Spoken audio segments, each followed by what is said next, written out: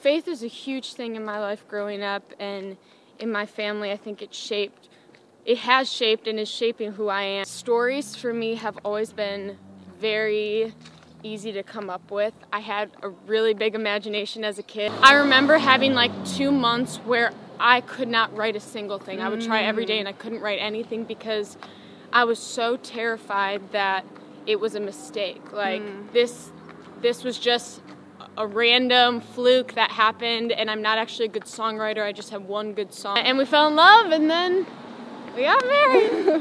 and we've been married for a year now, which is so crazy.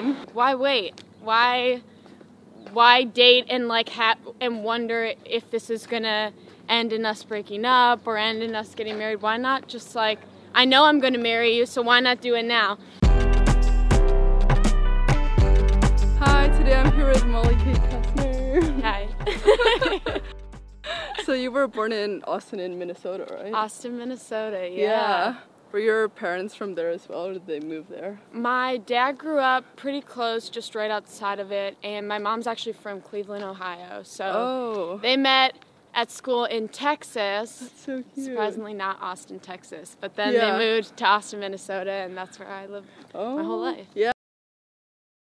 And you grew up riding like bikes and stuff and like going swimming. Oh, yeah, yeah. It was like your summer was riding your bike to the pool and then to your friend's house, and then, I don't know. It was very like stereotypical small town growing up. I loved it. And what was it like growing up with like so many siblings, like 6 other siblings? Very crazy all the time. I think it teaches you patience when you have to share everything, and you kind of are having to like get along with people who have very different personalities from the time you're a little kid. I think it's prepared me to deal with people and get along with a lot of different kinds of people. Yeah. Which you have to be good at when you're traveling and doing what I do. Yeah. And you started violin really young, like when you were 5 or something? Yeah. I started, when I was like 5 years old, and then I played that all through school. And that's like the first instrument that I ever played. Was that something that you chose, or like everyone else in your family is kind of like musicians, right? Yeah.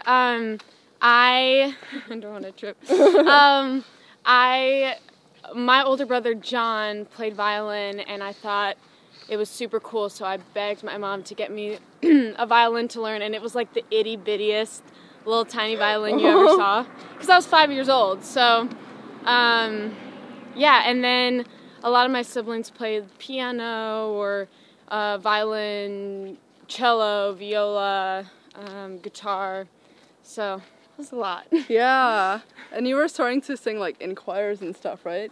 Yeah, I think I grew up in church, so I would sing in church, but then when I went to middle school, I joined the choir, and then in high school, my choir teacher was just a really big mentor to me, and so choir became a really big part of my life, and singing and music and all of that followed. Yeah. Do you remember what kind of music your parents played? That was a lot of gospel music, right? Yeah, I mean, there's definitely gospel music, a lot of like old crooners like Frank Sinatra, Bing Crosby, that was really big, Ella Fitzgerald, just kind of like the classics, you know? Yeah. What are your parents' personalities like? My dad is very calm and like just the most chill, nice person. My mom is definitely more energetic, but also like the most sweet, selfless human you will meet.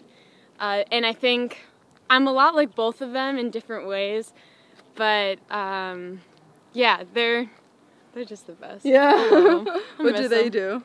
My dad's an electrician, and my mom was a stay-at-home mom of 7 kids, so that's pretty much a overtime / full-time job.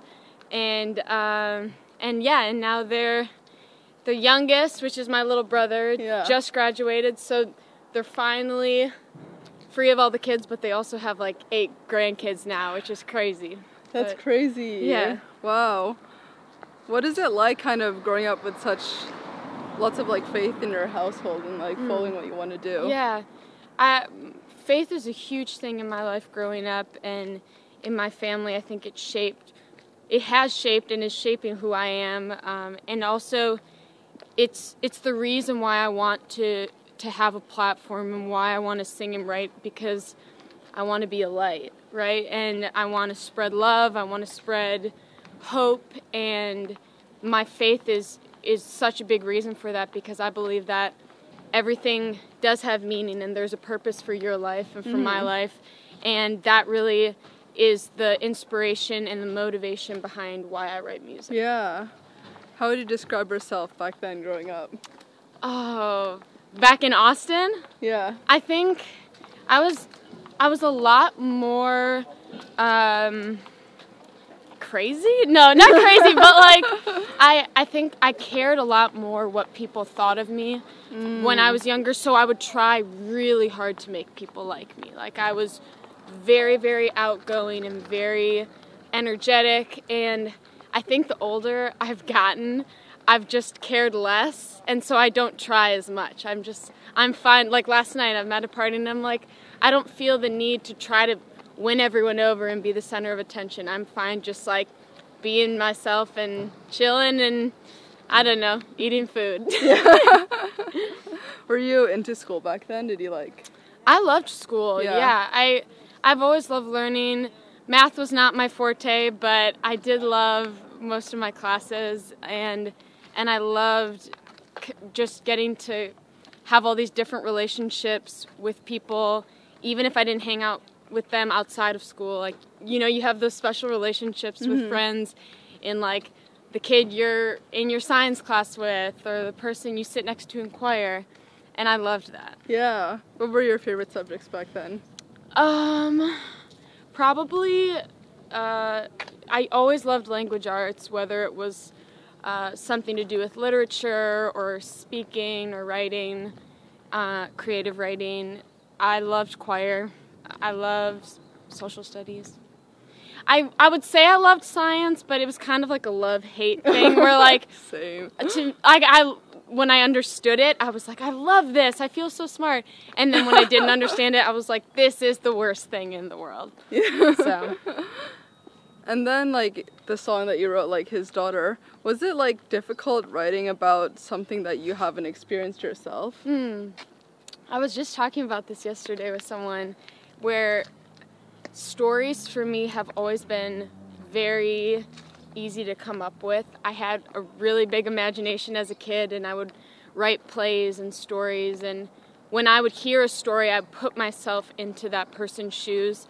And so writing a story that isn't my own, I would say, is just as easy as, maybe even easier than writing my own, because when you write your own story, it's personal and it's kind of scary to write and it's hard to put it into words. But when you're writing a story maybe that you just came up with or you've imagined, you can do whatever you want. It's like the sky's the limit, and I love that about songs, that there's no box to put your ideas or your thoughts in. Yeah.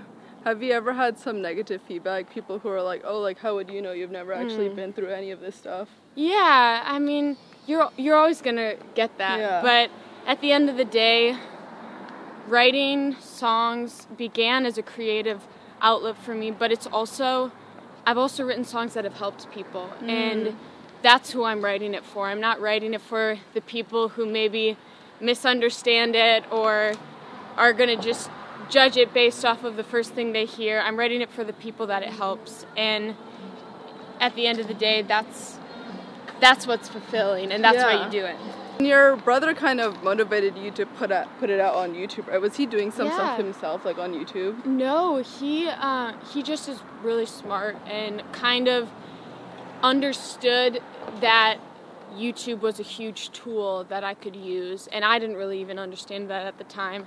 I had a YouTube channel, but it had like 20 subscribers, and I've 9 people in my family alone. So for me, it was just like, oh, I put this up so that friends and family who don't live in Minnesota can see it. I didn't see it as something that like I could actually grow and turn into a career. And so when I put it up, I was like, okay, I'll put it up.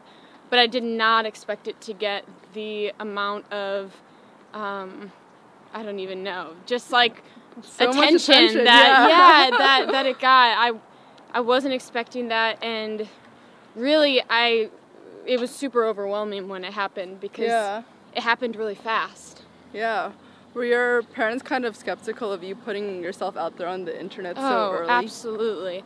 Well, they were just skeptical of me getting involved in the music industry at all, because honestly, you see so many people who they lose themselves in fame or success, and they didn't want that to happen to me. And like, I begged them, please let me audition for like American Idol or The Voice, or let me move to California. And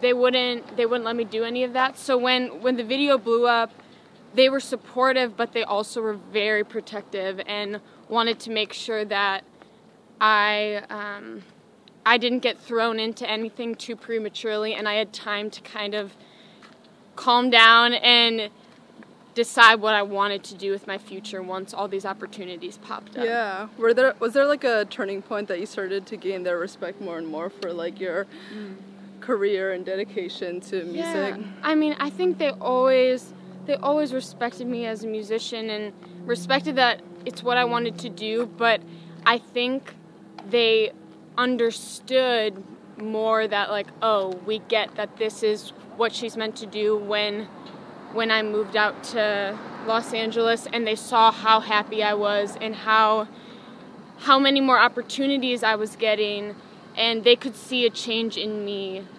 when that happened. And I think at that point they were like, okay, this was right. We were afraid for her to move out there and we doubted it, but like, we get that this is what she needed to do. Yeah. At one point, were you planning to go to like North Central? Yeah. Yeah.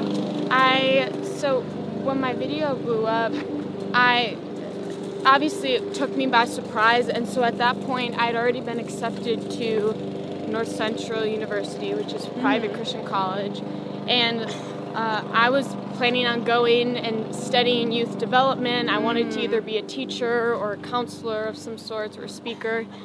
And so I was like, oh, I still need to go to college. Like, my mind was still on that. And I went, and there was nothing wrong with the school or with the classes, but the whole time I was there, it was like, I just had this voice in my head saying, you're wasting your time.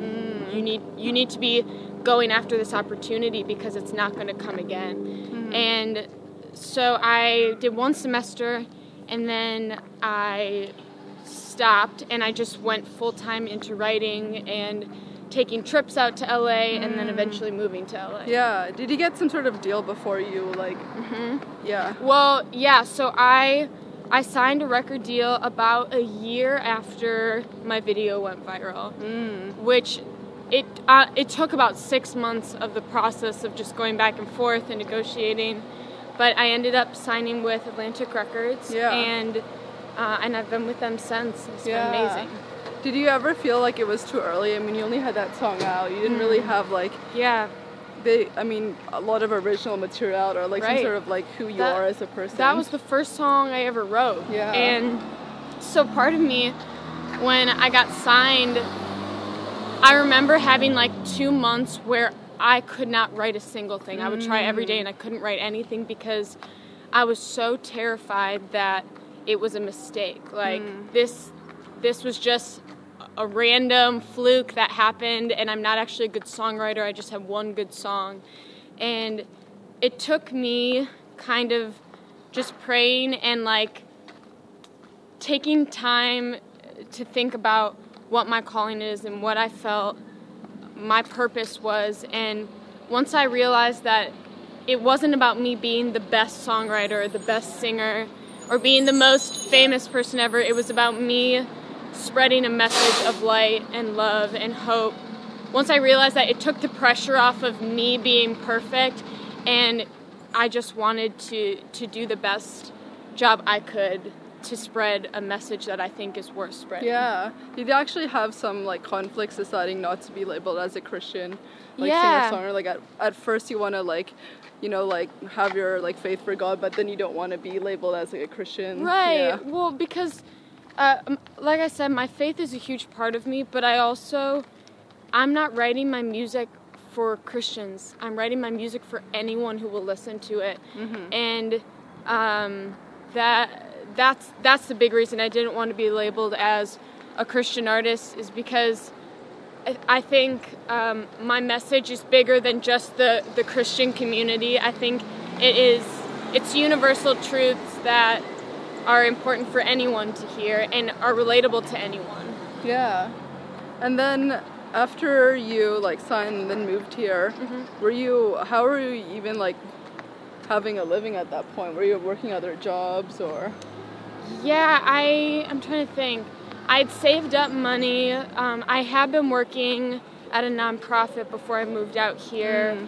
And so I'd saved up some money from that. And then when I moved out, I just threw myself into writing sessions and recording.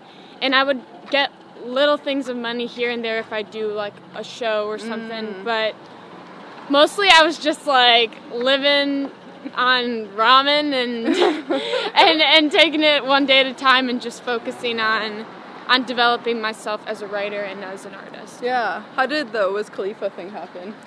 I have no idea. Honestly, like it was one of the first writing sessions I had, and I wasn't with Wiz, I was with a producer, and we wrote this hook. And then I just found out, like a couple months later, oh, Wiz cut your song, and he cut a track to it. So that was pretty funny to me because I'd never imagined that Wiz Khalifa would want to cut a track to my song. Because you weren't really listening to like hip hop or like. No, I was just writing what sounded good to me. Yeah. You know? So. And then the recent music with like Kelly Clarkson, how did that? So Kelly, I wrote a song called Slow Dance, and it's on her record. And I had actually written it for myself, and she heard it. I think someone, because she signed to Atlantic as well, so someone at the label played it for her, and she loved it. So she had me come to Nashville and write more for her. I wrote the song Move You, which is also on her album, and then she recorded Slow Dance, which that was just like the coolest experience because I had never heard someone else record a song before. I had only done it myself, and so getting to hear an artist and a woman who I admire so much record something that I created was like very surreal, and she was just the most incredible artist to work with. She's so real and such a good example for anyone, but I think especially to me as someone who wants to be a respected woman in the music industry. How did you meet your husband? So I met Brock when I was flying out here on a trip for writing and for music, and I wanted to check out this church here, and I had a friend who had a friend that went there. It was like kind of like removed. I didn't know this person, and then that friend couldn't pick me up for some reason, so he asked his friend to pick me up. Never used Uber before, so that's why it was like I was having some random stranger of a friend pick me up. Anyway, that stranger ended up being my husband, and he picked me up, and we just kind of hit it off. It was like reconnecting with an old friend. It was just so easy to talk to him, and I went back to Minnesota, but we kept talking literally like every single day. And then when I moved out here, he was my best friend, and he helped me. He's a singer and a songwriter and actor, and so he's been doing music industry stuff for a bit longer than me, so he was able to help me with a lot of that transition out to LA, and we fell in love, and then we got married, and we've been married for a year now, which is so crazy, and it's so good, it's so fun, And it's just, I mean, he's just my best friend, so it doesn't get much better than that. Yeah. How did you realize that you wanted to marry him? I think I just, man, you know, it always sounds so cliche when people are like, you just know. No. But like, it was like there was something I knew and I was certain about that I had never had with anyone else before. Mm-hmm. And we have the same heart for people. We have the same love for music and for traveling. And I just knew that we would be a great team. You know, It's like we just work so well together. And thankfully he felt the same way. Yeah. What did your parents think of getting married? I mean, you were like 20 at that time, I was 20, right? yeah. Well, my parents got married pretty young. I think my mom was only 20 when they got married. So they couldn't say much about the young department because they kind of did the same thing. Yeah. But they love rock, and they know that I'm someone who would never just get married off a whim or make a decision that I really hadn't thought about. I'm like the most cautious, like overanalyzing everything type of person, and so they knew that if I felt peace about it and I felt like, yes, this is absolutely what I want to do, then they could trust me. How long ago prior to your marriage was when you met him? Oh gosh, bad at numbers. Wait, let me think. I think we met like about a year before. Yeah. I don't know. I think, yeah. I'm the worst at numbers, but yeah, we only dated for like 7 months or something. Yeah. But I guess I'm the person who, like, I would rather, for me at least, I felt this way when I was dating him. I'm like, I just want to be married to you. Like, why wait? Why date and like and wonder if this is gonna end in us breaking up or end in us getting married? Why not just like, I know I'm going to marry you, so why not do it now? Yeah. And it's funny because I've never been a really rebellious person, but I tell people that me getting married at 20 years old is probably the most rebellious thing I've ever done. But it's the best decision I ever made in my whole life. Yeah. How do you think your music has changed from the early songs that you wrote? I think it's become a lot more true to who I am. And like I said, I used to only write stories that weren't necessarily my own. And I think that was a lot safer for me because I didn't have to expose myself. But the more I write, the more I've used music as a way to tell my own story and process the things happening in my life that are hard for me to talk about, but I can write about them instead. Yeah. Actually, was there a turning point that you realized that you're able to tell more of your own story? Like some realization? I don't know if there was like a specific realization, but it more just happened gradually over time, I think. Yeah. How do you think you have grown as a person since when you were younger? I think I've just become, I kind of said it before, but I've just become more sure of myself, and I don't feel the need to have to prove myself to anyone. I'm not living my life to impress others, but I'm living my life to love others, and that gives me a lot more joy and fulfillment than just performing all the time. What would you say have been your biggest challenges so far? I think finding the balance between using social media as a tool and really like getting the most out of it, and then also not becoming consumed by it. That's been a huge challenge because I don't want my life to be wrapped up in my image or in my amount of followers or whatever. But I don't want to ignore the people that have really been a huge part of my success and my career. So I'm trying to find that balance, and I don't know, it's hard. Yeah. What does love mean to you? Man, well, I think to me, perfect love comes from God, and my relationship with God influences the way I love other people.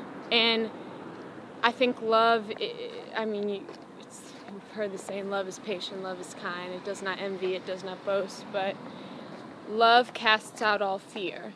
And I've had a lot of fear in my life, and I think a lot of the people, every person in the world has fear in their life, but I think this year more than ever I've seen fear just like in the news, online. People are so afraid, and I want to love people so much that it casts out fear, you know? Like, I want to make music that has so much love in it and so much hope that when people listen to it, they forget about all their fears, and they're not anxious, and they're not depressed. They feel peace, and they feel uplifted from it. Yeah. Last question. What do you want to be remembered for? I want to be remembered... I think I want to be remembered for my heart. And which... Like cool, if people remember me as a great songwriter, as a great musician, that's cool, but I'd rather have them remember me for the way I cared about others, and the way that I lived my life as a human more than as a performer. Yeah, I love that. Thank you so much. Yeah, That's amazing. of course. Bye. Bye.